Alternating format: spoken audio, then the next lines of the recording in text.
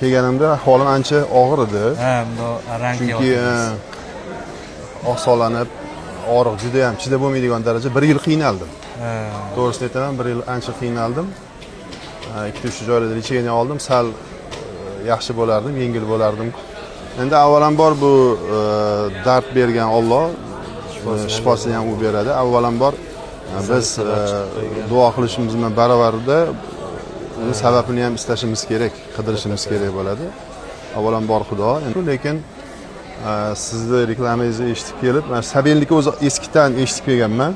O'zimda majlarim ham bo'lardi. Endi maj qanchalik ta'sir qiladi uni bilmasdim. Uncha ishon qilmasdan yurardim. Keyin kelib sizdan olganimdan keyin hop bir haftadan keyin og'riq kuchayib ketdi. Og'riq kuchayib ketdi. Endi men ko'p bunaqangi tabobotga qiziqib yuraman. Og'riq juda ham kuchaydi, yura olmay qoldim.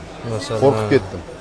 Keyin yana izlanib, o'sha internetda qidirib nima qilganimdan keyin shunaqa bo'lish kerak ekan o'zi aslida. Bitta qiynaladi, bitta etapdan o'tib olish kerak ekan. Ko'pchilik shunaqa deydi. Ishonsangiz, ertasi kuni umuman ertalab tursam og'riq qolmagan. Maşallah. Shu 7-8 kundan keyingi. Endi u kimgadir qanaqa ta'sir qiladi bilmayman, lekin menga shunaqa ta'sir qildi.